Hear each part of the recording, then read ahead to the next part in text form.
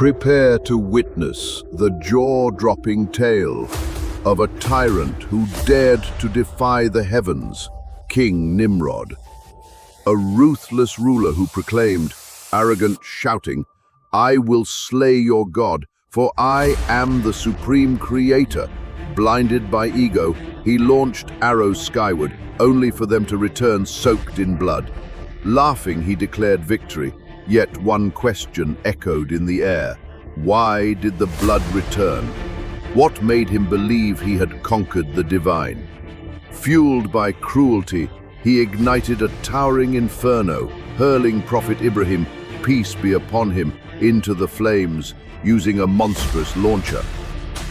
For 4 centuries, Nimrod ruled with terror until his end came, from the smallest of creatures.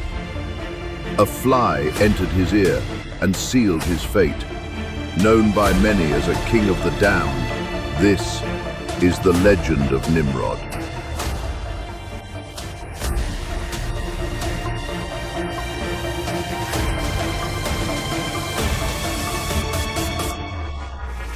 Welcome to ViralFrame AI. Subscribe to explore more forgotten legends. Ready? Let's begin. Thousands of years ago, there was a king named Nimrod, a ruler of the entire world. At first, he was hailed as fair and just, a leader of the Chaldean tribe. His people worshipped stars and lifeless idols, but as his kingdom expanded, so did his arrogance. He built a mighty empire stretching from the south to the north. With absolute power in his hands, Nimrod commissioned statues of himself and ordered his people to worship him. Though the name Nimrod isn't mentioned directly in the Qur'an, many scholars believe he's the tyrant described in Surat Al-Baqarah, bestowed with power but consumed by pride. His real name, Naram-Sin. Over time, he earned a bloody legacy, becoming the most savage ruler of Babylon, and perhaps the known world. He's remembered as the first man in history to declare, "I am God." After founding Babylon, Nimrod's cruelty deepened.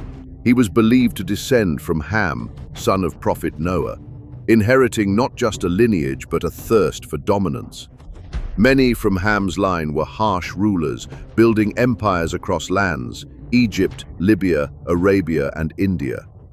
Nimrod, they say, built not only Babylon but also Nineveh and Calah, a shadowy colossus, remembered as the first great monarch of Earth. He led bloody campaigns across Anatolia, toppling kingdom after kingdom. Sources claim he didn't just rule Babylon, he waged war against heaven itself.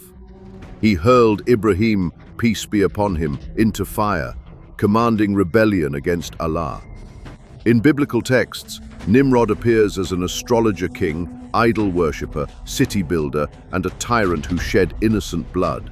Legend even claims he commanded wild beasts, and that his wife, Semiramis, was worshipped as a goddess.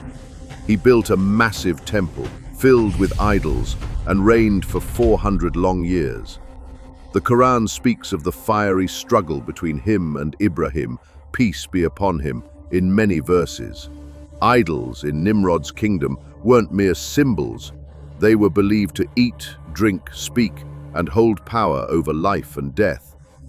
Temples became courts, dissenters were stoned, exiled, or thrown into the fire.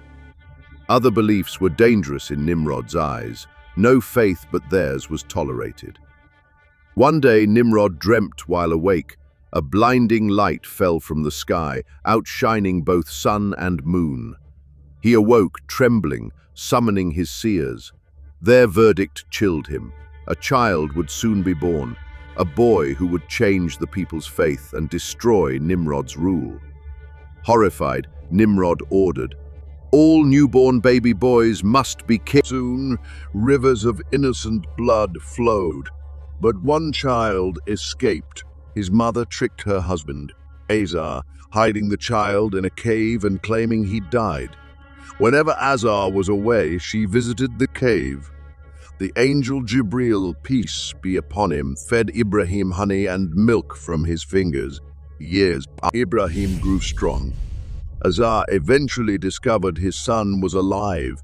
Islamic sources describe Ibrahim as medium in height, with hazel eyes, a noble face, and features resembling the Prophet Muhammad's face, and blessings be upon him. But Prophet Ibrahim rejected the idols crafted by his father.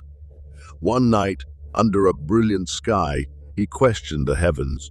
What lay beyond stars and moon? Do you worship these lifeless forms? Truly, I see you and your people in clear error. Surah Al-An'am 74. His people worshipped the moon, Venus, the sun, and 7 other planets. When night covered everything, he saw a star and said, "This is my Lord." But when it disappeared, he said, "I do not love things that go away." Then he saw the moon rising and said, "This is my Lord."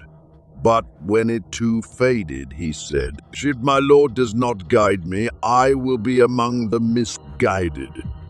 Then he saw the sun shining and said, "This must be my Lord. It is the biggest." But when it set, he declared, "I reject all that you join as partners with Allah." Surah Al-An 75-79. Prophet Ibrahim tried to guide his people to Allah's oneness, yet speaking the truth comes at a cost. They turned against him. Even his father threatened to kill him.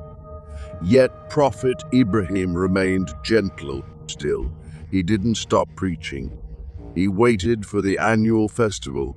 When the city emptied, then entered the temple alone. "Why don't you eat this food? Why don't you speak?"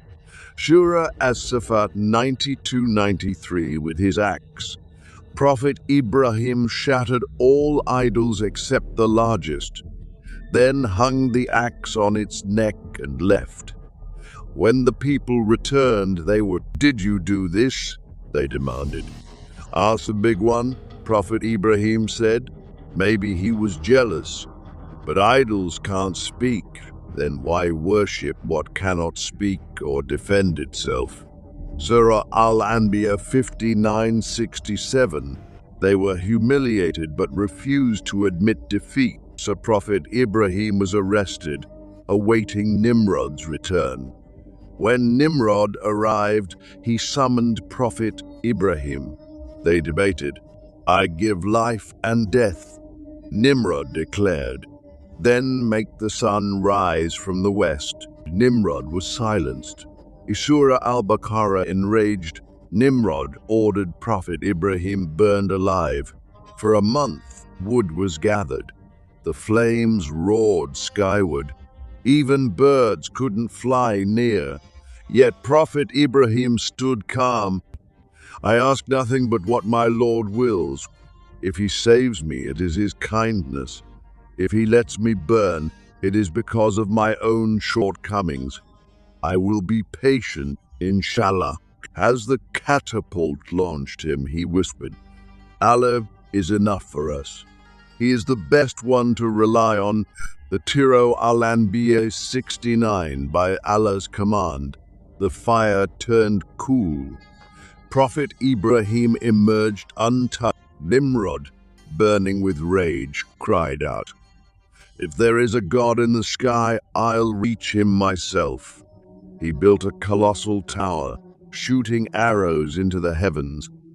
They returned dripping with blood. Still, Nimrod boasted, "Call your Allah. Let him face my army." But the only army that arrived was an army of mosquitoes. They darkened the sky, devouring Nimrod's soldiers. Nimrod fled, but one tiny mosquito followed him into his palace, entered his nose and burrowed into his brain. She smashed his head against walls. His agony grew. He hired men to hammer his skull. Finally, one blow ended his reign. Thus Allah destroyed the proudest king with the humblest of creatures. As the Qur'an says, they plotted against him, but we made them the greatest losers. No matter high one rises, arrogance brings the fall. Sometimes the smallest enemy topples the mightiest king. Imam Shafi was once asked, why did Allah create mosquitoes? He reminded people that even someone like Nimrod, so proud and full of himself, was defeated by a tiny creature. May Allah protect us from pride and arrogance. If this story touched your heart, like, comment, and subscribe. May Allah bless you. You're watching Viral Frame AI. Until next time, stay protected. Inshallah.